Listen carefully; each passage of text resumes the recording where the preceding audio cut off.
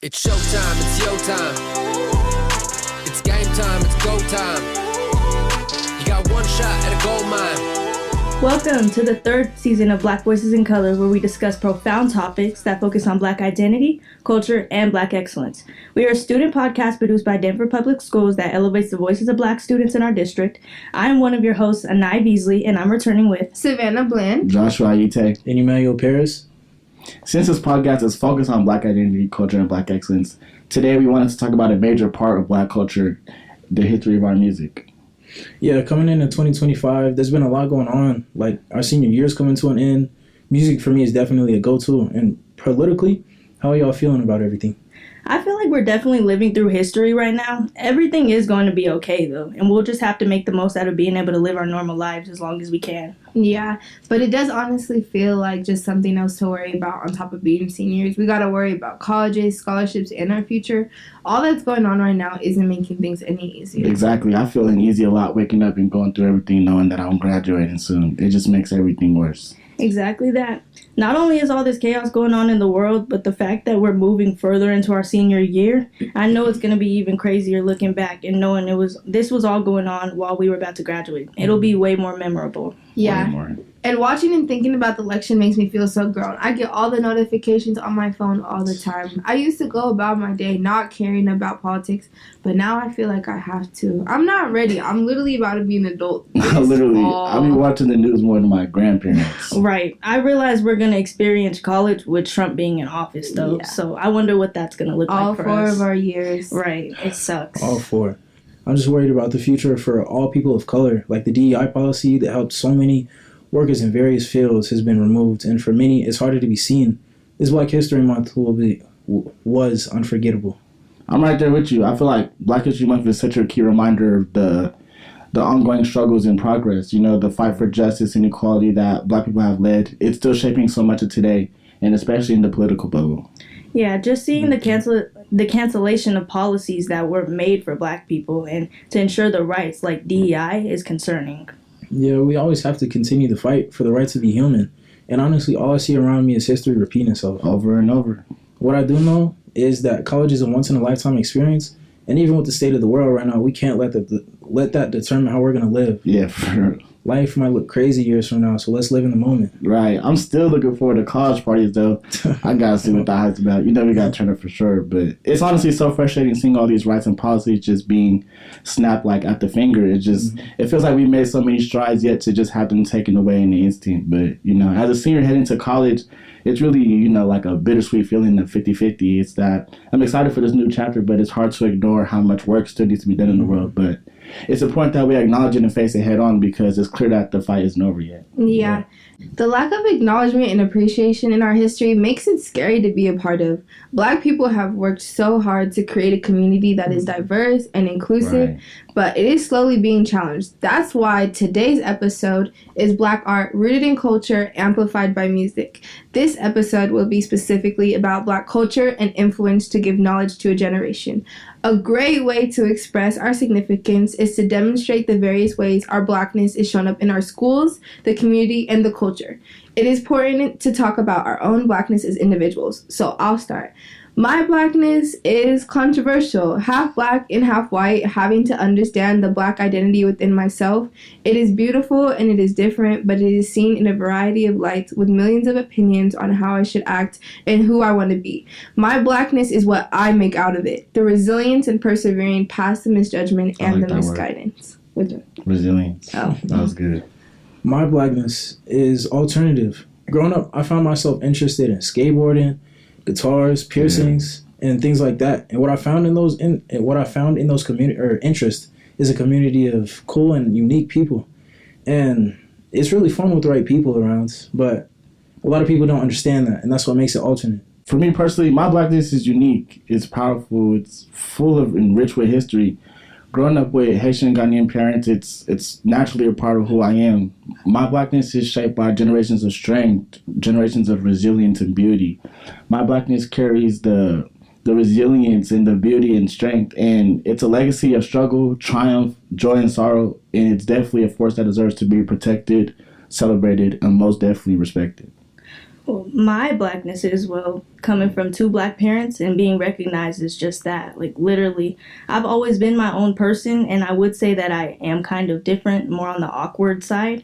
I usually don't really fall into the category that a lot of black people are stereotyped as, and there's times where people actually call me whitewash, and it just confuses me because I just think, I take a lot of offense to that, because I think, what do you mean by that? Like, you're saying that there's a certain way black people are supposed to talk and act, not only insulting me, but categorizing them as a whole.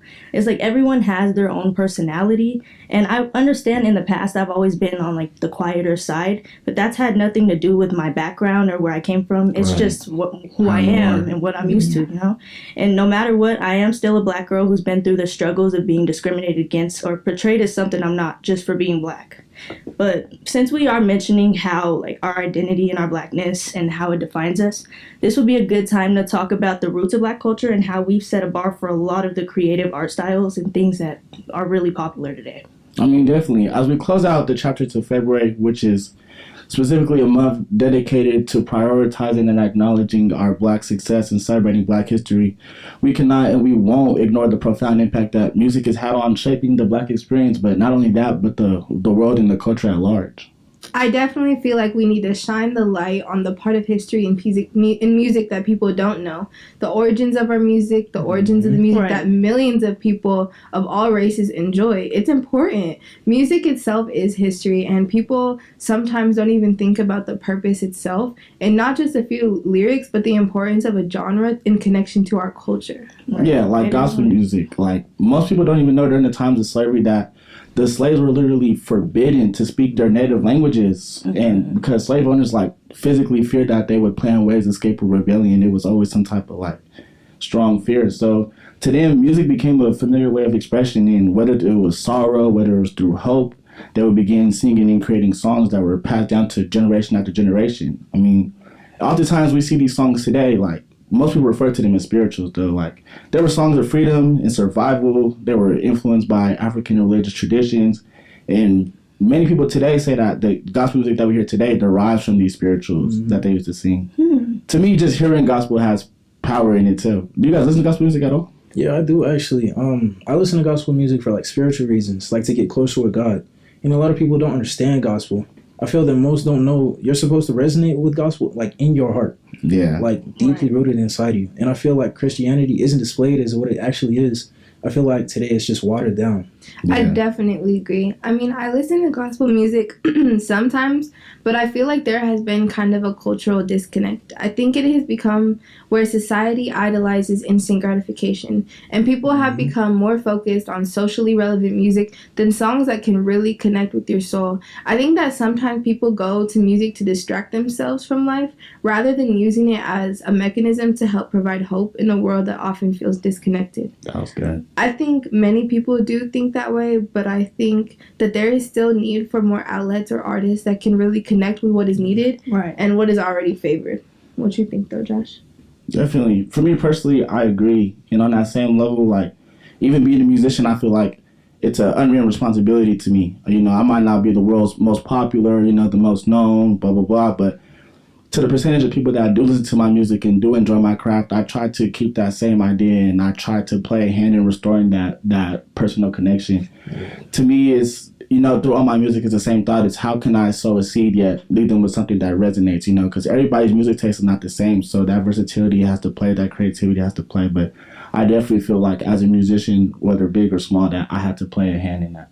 I'll be honest, gospel music was never really a big thing in my household growing up. I mean, I have listened to a few songs, and of course my grandma listens to it and stuff, but kind of like what Paris said, I do think it's not just something you listen to. Like, you got to actually be able to reflect on your own life and how you connect to that music. Yeah. And I really like how your heritage has had a big impact on your own music taste.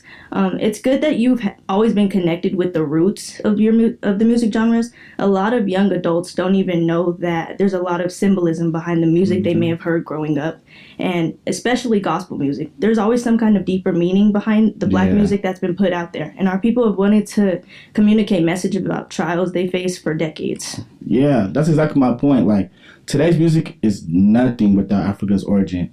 I mean, from the rhythms of the spiritual sung by the enslaved ancestors, we see it present every single day. Better yet, back in the day, take a song like Follow the Deacon Gourd, an Negro spiritual full of metaphoric symbolism, tons of room for interpretation, and even the song was message encoded in itself. You know, it was telling the enslaved people to follow the Big Dipper constellation, which was a constellation actually shaped like a Deacon Gourd in the night sky, and they would use this to, you know, navigate their way to freedom through the Underground Railroad. So when you think about music today, you know, you got artists like Little Baby who got songs like The Bigger Picture, talking about how there's a problem with today's society and it's not going to change overnight, but we have to make moves and we have to start somewhere. So you kind of see the messages from way back when to today present in all the types of music that we hear today is evident. Music has always been more than just a sound. Yeah, it's so empowering to think about how music was an outlet for our ancestors, a way to empower themselves no matter the circumstances. And Africans have always had a way of living that expressed the spiritual connection, like a higher form of life. Yeah. Wait, that J. Cole song was the one you played on the piano, the keyboard, right? Yeah. That was really cool. Be Free. Yeah. It's a great song. Ms. Brown showed me that. Shout out Ms. Brown. Yeah, I really liked it. It was cool. But I noticed that whether it connects to slavery or fighting for equality, there's so much visualization behind the older R&B music and hip-hop. Black people have always known to take it to a whole nother level when it comes to the creativity. Like, an example would be in Kendrick Lamar's song, Blacker the Berry. It contains so much insight about the black struggle and even correlates with other artists from the past. Like Tupac, who included the same phrase in one of his songs, the blacker the berry, the sweeter the juice. Yeah. This is a reference to colorism and how the darker your skin complexion is, the more likely you are to face oppression in your life. And the referencing in the music is really deep, something that's definitely made us stand out as a whole, giving us an image that's unique and not like any other culture. 100%, 1,000%. Music is different.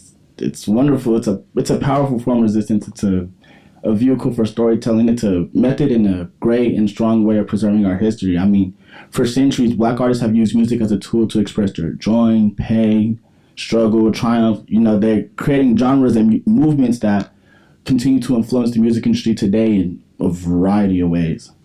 I mean, regardless if the sky was to turn red, Africa's origin is found in everything, and especially in music. We got a variety of genres today, like hip-hop, jazz, rock, R&B. You love R&B. And the list goes on. And that's 90% of the issue today because, you know, they never really give us our credit. And two, they probably don't even know. So I'm glad to be able to, you know, play a hand and be here today to educate them on things like that. Yep. And I genuinely feel it's important because it's lyrics and music like these that kind of drive us to that empowerment, you know? Yeah, and speaking of creativity and empowerment, one genre of music that came from spirituals was jazz. Yeah. And jazz is like a genre that empowers your soul because it's sort of like an uplifting sound. And using slow tempos and rhythmic sounds, jazz has become a genre. And so many people actually call jazz songs spiritual because the feelings and moods jazz can give you, it puts you in like a different world. Please educate them on some good jazz because they don't know nothing about that. Not gonna lie, I love jazz. Like when you be playing the piano and just like all the different instruments, like it's just something different that you can't get from other music types. Yeah. Me too. Like, I really like jazz. I've always viewed it as like a therapeutic like genre, and we're actually old enough to go to them jazz bars now. So y'all should let me know. I want to go so bad. Like I always see like speakeasies and stuff and like movies and stuff. They are so cool. I want to go. I'm supposed to be getting invited to play at one soon, so I could definitely. Are you try. serious? I'm dead serious. What? I've been trying to find people to go with, so we should go. Yeah, When are you doing that? And congrats. Hopefully this April. It's supposed to be like the first week of April, so hopefully it doesn't clash That's with the what's up. assembly. But No, that's what's up though. Yeah. Let us know. That'll be fun. I like jazz. Jazz makes me productive. It makes me like want to study. Not for real. Like when I was little, my grandma would play it, so I would fall asleep. Jazz makes me want to like make music and play the piano or something. Like I'm in one of those Yeah. bars and like get dressed and all fancy and like go out or something like that. Yeah, jazz like reminds me of the movies. And just like How did I know you were gonna say It's just movies? peaceful. bro, whatever. You and your movies, man. I love movies too. All right, so jazz has kind of always been a collection of sound, which is why it's kind of hard to define an origin where it came from. I found that too because like I always listen to jazz or just even in my research, like you can tell like when you hear jazz, it comes from so much variety and versatility. Yeah, like around the 18th and 19th centuries, that's during like the U.S. slave trade. So during that time, slaves were being relocated to the U.S. and with them they brought different cultures, different tastes and just different cultures all in general, and that's a whole bunch of stuff. But it was the united cultures in the 18th century that they basically collided in Louisiana. Slaves would play music at the Congo Square on Sundays, from the days they didn't have to quote unquote, work. And this is a piece of jazz's history.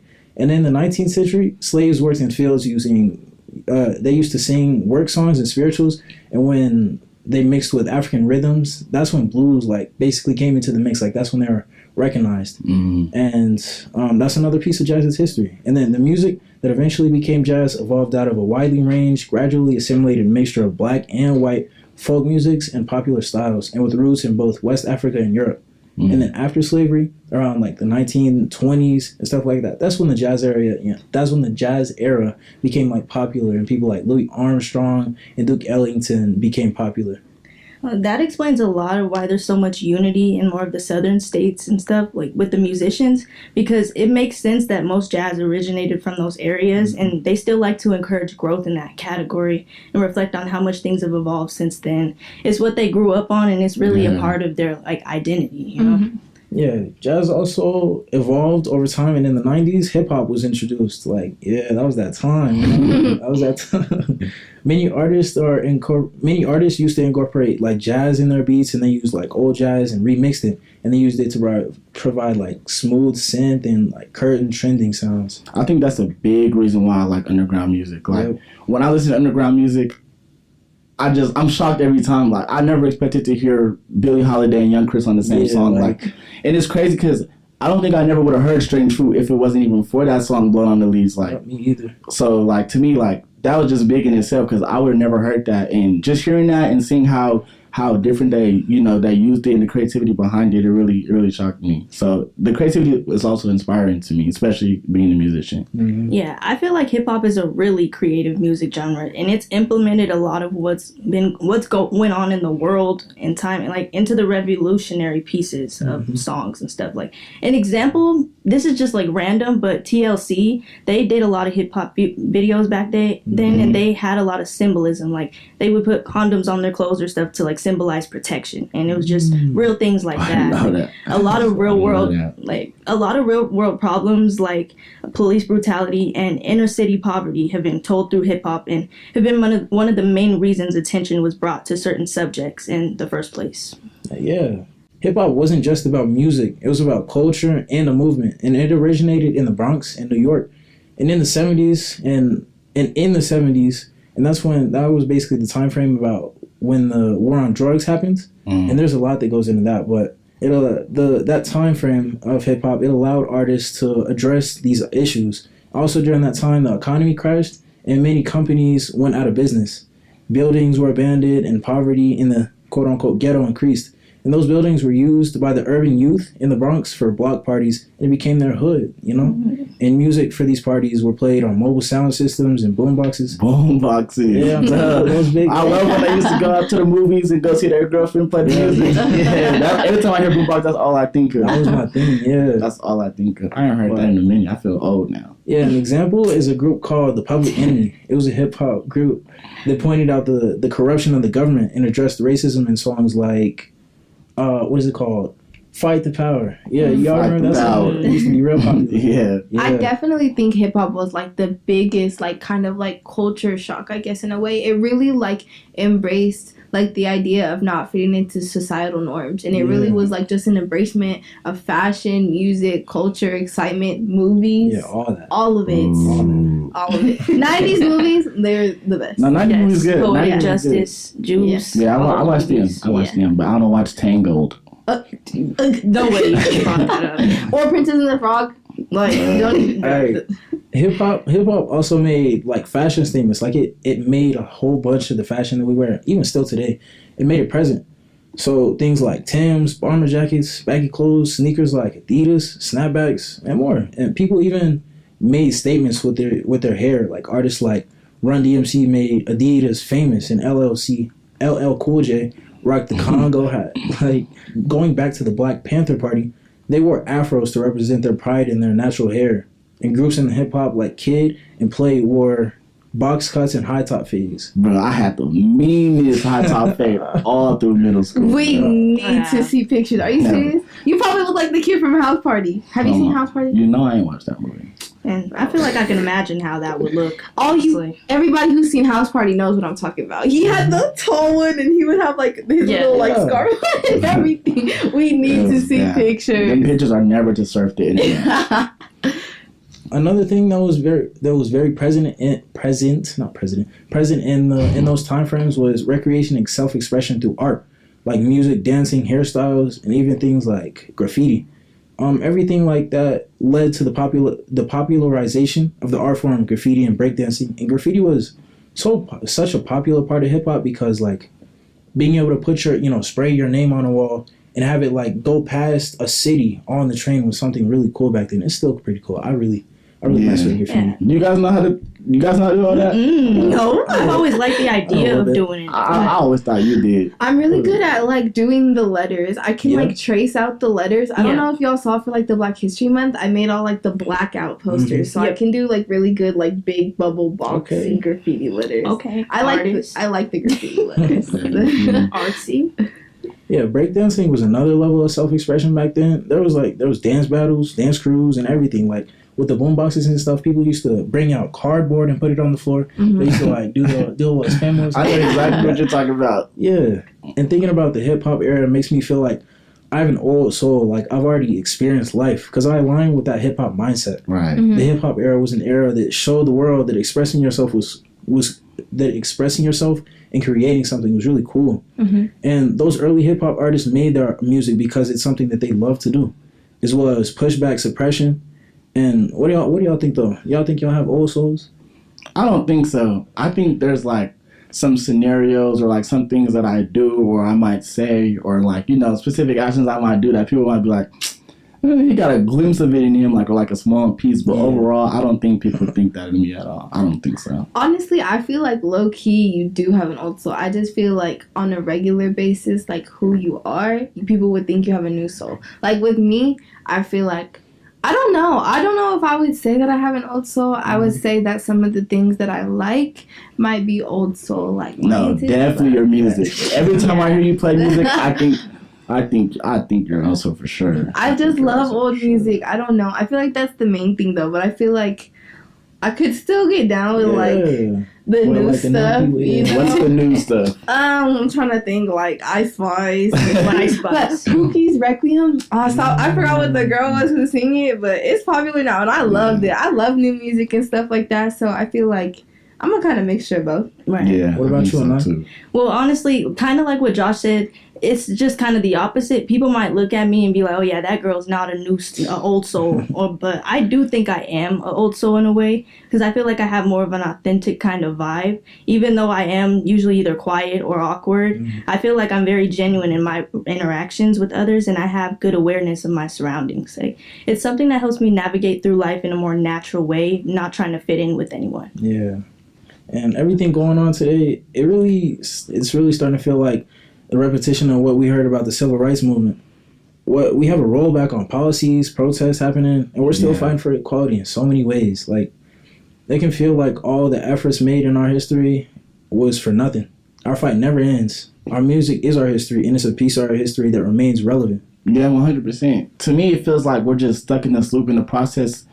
The progress that we've made, it begins to just feel challenged over and over again. It's like, even though we're stepping into this exciting new future, getting ready to go to school, getting ready to branch off in the next chapter of life for us, it's like we have to carry those same fights and those same passions with us to let it burn inside of us because it's very empowering in a way, but it's extremely exhausting at the same time.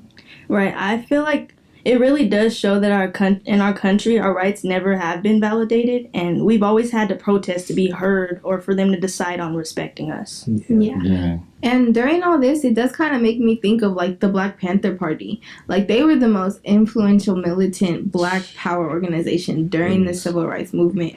They confronted politicians, challenged the police, protected citizens from brutality. Men and women fought against oppression. And even their outfits were a movement of evolution.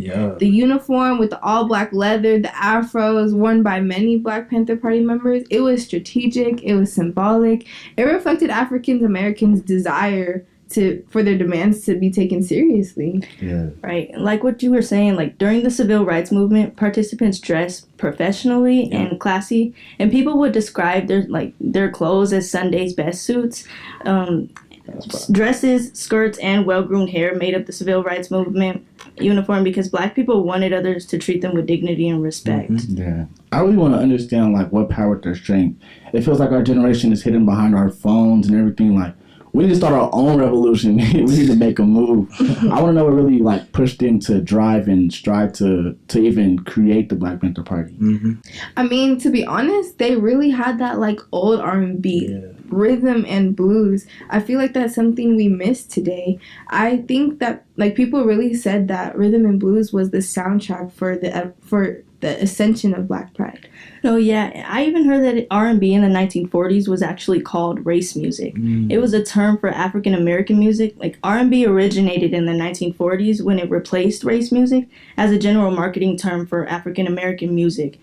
Even though it like usually referred to only secular or non-religious music, the term first appeared in a commercial recording in 1948 when RCA Victor Records began using blues and rhythm music as descriptor for African American secular songs. The migration of African Americans to urban centers in the Northeast and Midwest during the early 20th century helped to bring various regional styles of African music together and influence one another. I was even doing my own research, and the Black Panther Party, they had their own mixtape, but it was more like soul and funk, though. Well, soul was influenced by R&B in the late 1950s. Its passionate vocalizing, powerful rhythms, and honest lyrics spoke directly to a young generation of African Americans. And soul music blossomed from just that. It makes sense why it was prominent during the Black Party era. It was hopeful, and that's still how R&B and soul feels. Like, people may say my music is old and romantic and stuff like that, but since I listen to so much R&B, it really does connect with my emotions. I like to listen to music that calms me and makes me feel expressive about things. Like, I love music like Lauryn Hill, Erykah Badu, and then I like newer artists too, like Ella Mai, Kehlani, Janae. No, yeah, R&B really pushed the boundaries of music. Like back then, it was really something special. Like that time was just it was something else. The mixtures with all music types kind of go back to me talking about hip hop and jazz. Everything came from a purpose. Like really, music was really made for a purpose back then. I feel like we need to go back to that. Yeah, the main difference is really just the purpose behind the lyrics and the intention behind it. The intention in R&B now is somewhat shallow and not as surface level like it used to be. There is a lack of originality, and the songs that are being released in today's world, you can't really connect it to your own lifestyle. Yeah. Something I can really appreciate about our generation, though, is how we like to be different and think outside the box. I think a lot of new artists who are categorized as R&B like to be like right along the lines of it. I think that many artists infuse all types of genres to make music and to make people feel different and unique ways. And I really just feel like the main differences between old and new R&B is the technical advancements and the storyline to it now. You know, we don't have everything that was going back on in the 50s and the 60s, you know what I mean? Like we have a new timeline, we have a new society and everything. Yeah. I feel like our generation uses their music as more of a voice to communicate a message for the youth. You know, like I see artists trying to provide messages in their music and in their character alone, just as a person in general. Most of the underground artists I listen to use their platform to promote authentic self-expression. Right. Like, they weaponize their self-expression to break the societal norms that are placed upon us all, and to break that saying of being a copy, you know. And a lot of the youth think and act similarly because we live in media so much. Like that's where I get my authenticity from, is the people that I listen to. Yeah, I agree. I think music is important, and it's a great tool to use and to capitalize on to break societal norms, especially for a lot of upcoming artists who prioritize authenticity. You know, that's big. For me, though, I feel like modern music, it seems to focus more on like self-gratification, sex, fame, materialism, more rather than, you know, having that spiritual connection like you guys said, or focusing on putting their faith in God or whatever the topic may be that's more resonating, you know, like leaving that aspect of life, it goes unaddressed, and especially in the mainstream. The mainstream is big. Well, that definitely is true. Like, the creativity is nice, but sometimes it can be seen as a little bit unpleasant, especially when they're promoting a lifestyle that's not good. Like, it's not getting you anywhere. Yeah. And it's like no shade to any of these artists or anything, because like I said before, everyone expresses themselves in different ways, and the world would be boring if everybody was the same.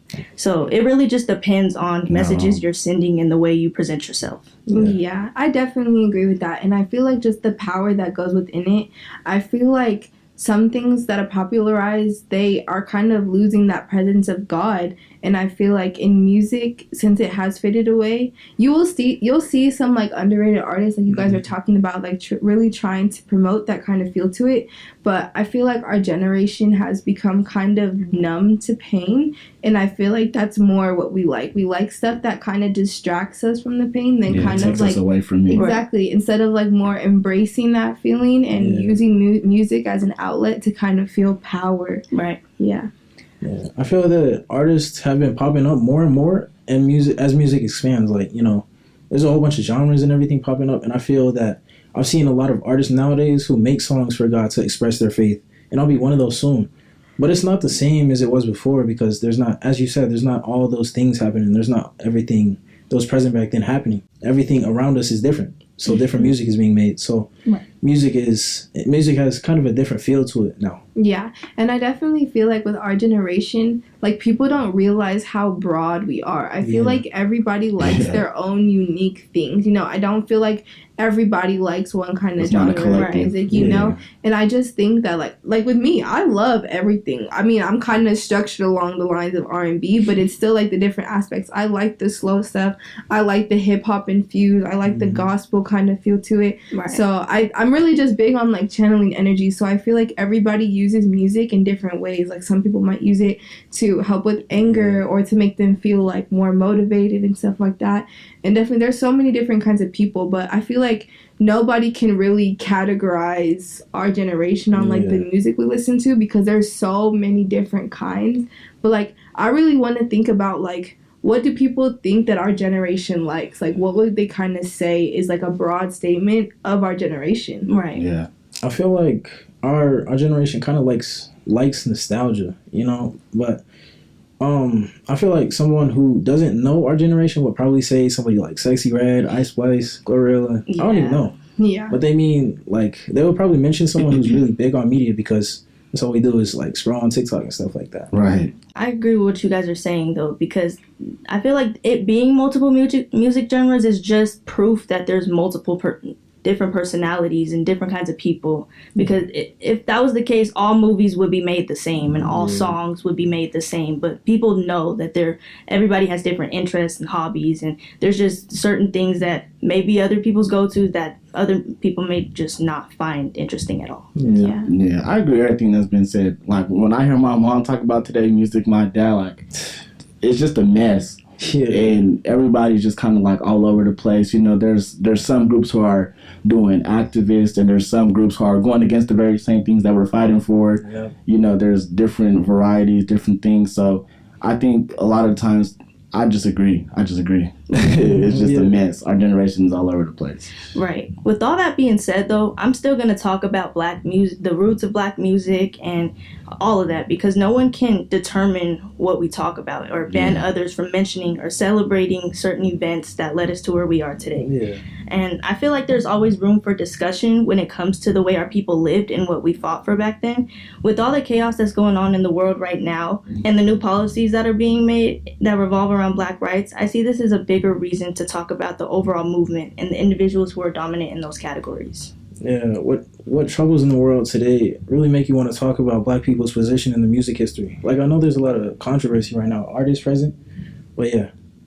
Well, since the new year started, I think just watching all Black people come together like they never have before, it just really puts a toll on me, and it shows me that there's still a legacy we're trying to make and keep alive to this day, it's important not to let that part of our history die down. And just knowing that there was a time where Black people were excluded from the trends that a lot of people were engaged with at the time, the fact that we went through so much trouble to get ourselves in the positions we are today, and we're used to just having those things handed to us, it's just something to never forget. Right. Yeah, I remember you going on about that in class, and I know you have some real examples. Yeah, I found some really good sources actually. Like, according to Global News, there were originally multiple Black artists who wrote their own versions of a song that became popular. But unfortunately, white singers who had more recognition at the time took credit, causing original artists to be buried in the industry and never truly credited for their own creations. Yeah, and especially like different vibes and aesthetics of artists. Like even Betty Boop, like her whole image of kind of just being like very like small and kind of like babyish, and how it was kind of her image was changed for like the media, and it was stolen by like white producers and stuff like that. Right. Yeah. Betty Boop is a great example, and a lot of people don't even really know what her true background is and I identity. didn't find out about that till like this year. So. Right. They just see her as the like white cartoon icon she's painted as, but her real name was actually Esther Lee Jones, and she was known by her stage name. Baby Esther Jones was a Black jazz singer in the 1920s who inspired the cartoon character. And an example would also be Willie Mae, also known as Big Mama Thornton in the 1950s, which I found this post from the Washington Post. She wrote a song called Hound Dog, and it was a hit. Back in the day, it gave her more recognition as a female artist, because it was hard for people to really care about the work you created. So it even landed her on billboards in the rhythm and blues chart, and she was a huge influence for Elvis Presley, who at the time was one of the biggest American singing icons and actors idolized by a lot of people.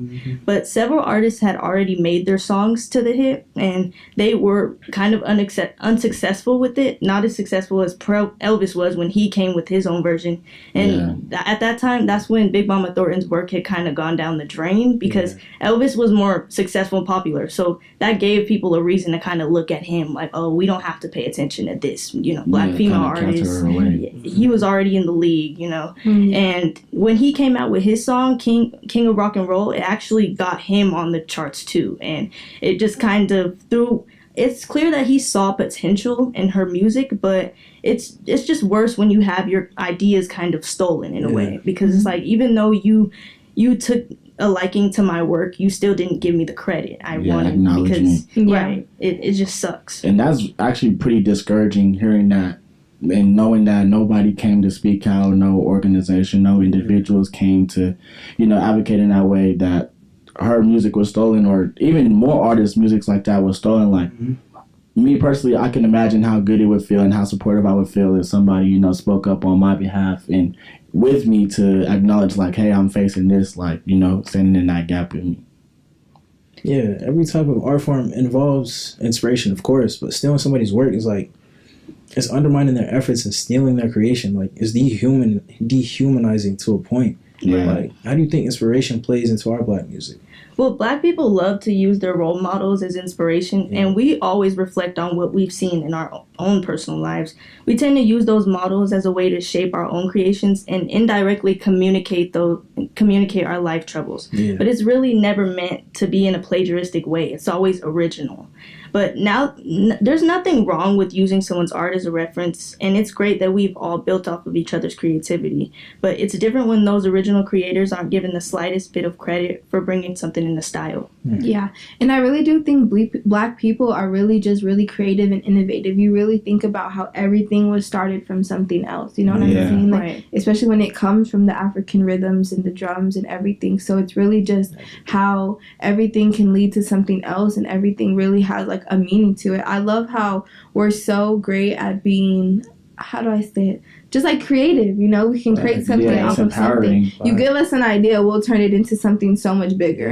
You know what I mean? Give us an inch, we're gonna make it into a mile. Yeah. Right. That's why I feel like it's really important to look at and value a lot of the Black artists there are out there today. Yeah. Because there was a point in time where it was hard for us to get our art out there and get it sold to the public.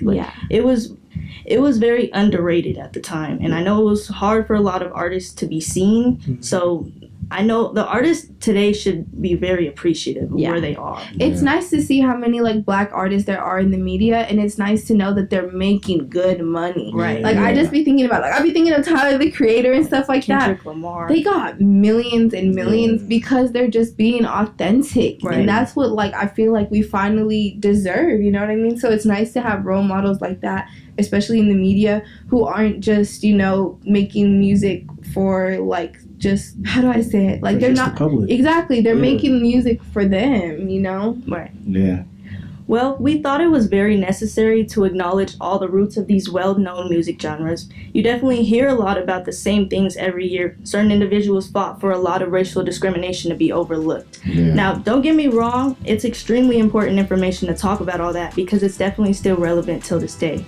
But we want to hear a little more about the true origins and how black people were responsible for lots of the trends we're used to everyone being tapped in like it's nothing. Yeah, it's good to know more than usual, to see more of our history. It's like refreshing and cool to hear about. And adding on to that point, it's really eye-opening to have these discussions because I learned a lot just from this little bit. Right. Yeah. Yeah, black people have really made a difference, and it's necessary that everyone knows about the history and significance of all music and black culture. We hope you enjoyed our conversation, and thank you for joining us on Black Voices in Color. If you enjoy our show, please let us know how you're feeling about our topic so far and what we'll be discussing as a whole. Leave your comments or feedback on our Instagram page and be sure to come back for our next episode. Of course, until next time. Be sure to Awaken the soul, Empower the mind.